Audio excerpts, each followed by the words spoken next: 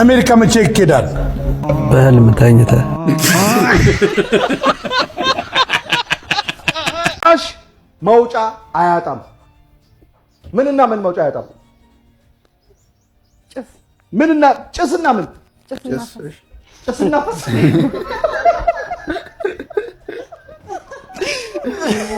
ሰዓት ከደቂቃ የምንለይበት ነጥብ ስንት ነጥብ ነው?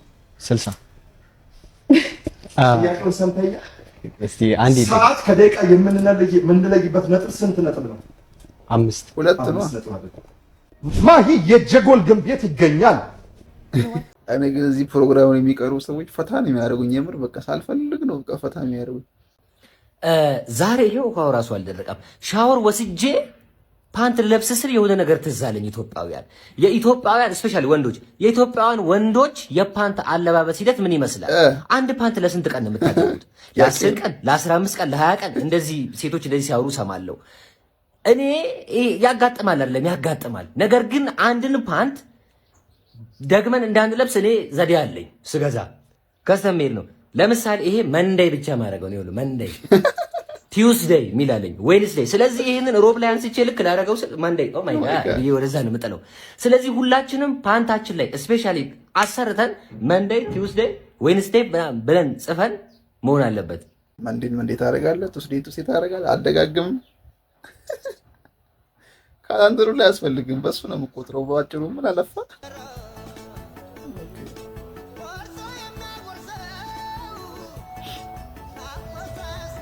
ፈረንጁ እየጋገረ ነው እንደምታዩት። ኦ ደግሞ ጎበዝ ነው። አሰፋ ሸፈናት። አሰፋ ብለዋል ስሙን ቀይረን በቃ ይሄን ፈረንጅ እንግዲህ ከዚህ ተማሩ። አናሰፋ የምትሉ ችኮች እንጀራ የምን ማስፋት የምን ማድቤት የምን ኩሽና የምትሉ ከዚህ ፈረንጅ ተማሩ። ከሱ አበልጡ። ከግንባሩ በታች 2 አይን ያለው ሰው ቢመጣ የመጀመሪያ ድርጊት ምንድነው? ጤነኛ ነው ብዬ አላስብም። ጤነኛ ነው ብላ በመጀመሪያ ደረጃ ሰውየውን በትክክል አየዋለሁ። ከዛ የሚፈልገውን ነገር ጠይቀዋለሁ። መደንገጥ ትረግጣለህ? ያው ደንግጬ ስቃለሁ። ከዛ እሮጣለሁ። ያው እገረማለሁ፣ አየዋለሁ። ትገረማለህ? እሑድን በኢቢኤስ ላይ እንተዋወቃለን የሚለውን ፕሮግራም ማን ነው የሚያቀርበው? ሰይፉ። አንድ ሰው የዞን ምስል ብናሸክመው ምን ይሆናል? እስማ ምን መሸከም አይችልም። ዞን እኮ ትልቅ ግዙፍ ሰው ነው። ግዙፍ ስለሆነ መሸከም አይችልም። ይከብዳል፣ በጣም ይከብዳል። አዎ በጣም አይችለውም። እንዴ በጣም ከባድ ነው እኮ ይከብዳል። አዎ አየርና ውሃ ምን አይነት ቀለም አላቸው? የራሳቸው ከለር። ውሃ ከለር አለ። አየር ግን ከለር የለም። የአይን ፍቅር ምናችንን ነው የሚይዘው? መጀመሪያ አይናችንን ከዛ ልባችንን። አለባበስና ኤክስተርናል ቁንጅና። የአይን ፍቅር አይን ከኪሳራ የምናተርፋቸው ነገሮች የሚለው መጽሐፍ ባይሸጥ ደራሲው ምን ከሰረ ይባላል? መጽሐፉ ባይሸጥ እንደኔ ሁለተኛ ምዕራፍ ላይም ኪሳራ ውስጥ ይወድቃል። እውቀቱ አስተማሪ ስለሆነ ማለት። ዶሮ የቤት እንስሳ ነው የምትባለው ወይስ ምንድን ነው የምትባለው? ዶሮ የቤት እንስሳ ነች። የቤት እንስሳ ነች ዶሮ። ወፍስ? ወፍ የዱር ዶሮ የቤት እንስሳ ነው። የት ብሎ የምነካው ግን ከግንባሩ በታች 2 አይን ያለው ሰው ቢመጣ ምን ታደርጋለህ? ፈራዋለሁ፣ አየዋለሁ፣ ሰው ነው ብላለሁ ምናምን። አንተም ከግንባር በላይ ነው ያለው አይነ ምን ለማለት ፈልጋችሁ ነው? የኢትዮጵያ ብሮድካስቲንግ ባለስልጣን አደገኛ ህግ አውጥቷል። ህጉ ምንድነው የሚለው? ለሁሉም ለሬዲዮ ጋዜጠኞች አለባበሳችሁን ቼክ አደርጋለሁ ብሏል። እኔ ይሄ ሲመጣ ማለት ነው ለማፈራሽ በሉኝ ለሰይፉ ቦስ ጉድ ፈላ። ምክንያቱም እሱ ለሬዲዮ ምን ለብሶ ነው የሚመጣው? ቲሸርትና ቁምጣ። ሉክ አት ሚ ዛሬ ሉክ አት ሄር። ወይኔ ድርሱዬ የኔ እመቤት ሉክ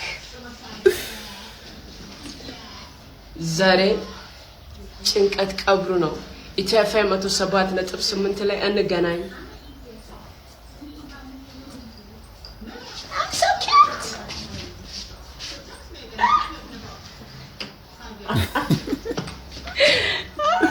ከመልእክትሽ በላይ አክትሽ ትኩረት ሳበ ነው። ምንድነው በአንቀልባ ማዘል እኮ ነው የቀረሽ። እነዚህ በቃ ዘርግፈሽዋል እኮ ያንቺ አይደለም እንዴ? ሰብሰብ አድርጋቸው እንጂ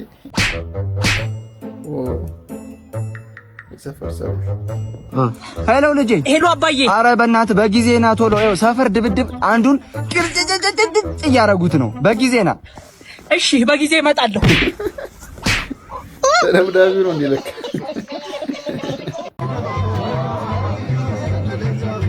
ሰርግ ላይ ነው ጋይስ።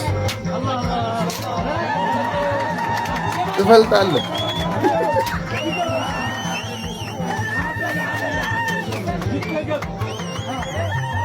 ትፈልጣለህ። እዛ ሰርገኛ ሙያ ያስፈልጋል ጋይስ። ፈለጥ ማወቅ አለብህ።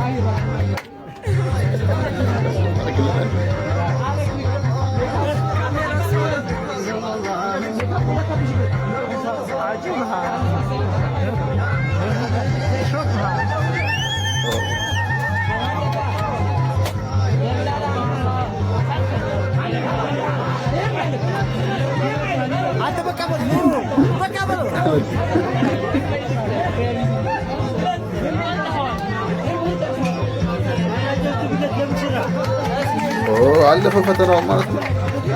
የሚገርም ካልቸር ነው እንግዲህ እንደ ባህልም ከሆነ የሚገርም ነው። ሰርግ ላይ እሱ ቀን ይፈልጣል እንዲሰርጉ ነው። ከዛ ማታ ደግሞ ይፈልጣል እንደገና ሌላ ስራ በስራ ላይ በሰርጉ ትንሽ ዘንለት በማግስቱ እንኳን ቢሆን አይሻልም?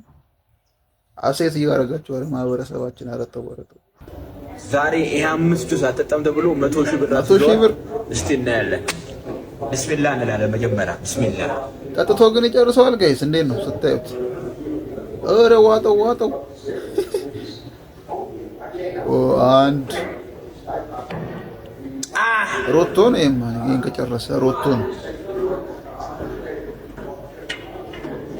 ልበላ ነው።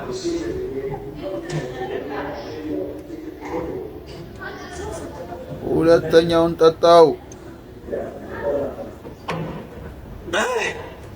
ናሽና ተቀኘውም ነበር አውፈረች።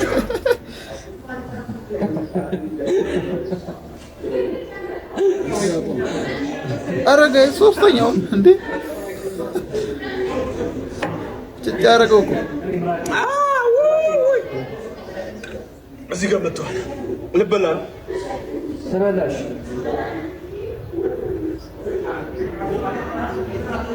አራተኛውን ጠጣው።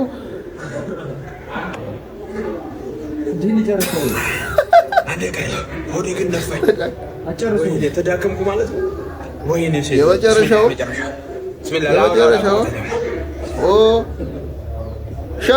ሻት እንዴ ተጣው ሻት ልለቀው ነው። 100,000 ብር ተበላ። ሁላችሁም ጋብዛችኋለሁ። ቆማ የሚገርም ነው ጋይስ። 5 ጁስ በአንዴ። ኧረ ይመርመር ሰው የመወድ ውስጥ የሆነ ነገር አለ። የሆነ ታንከር ነገርማ አለ። መጤ ነው አይደለም እንደዚህ ሻት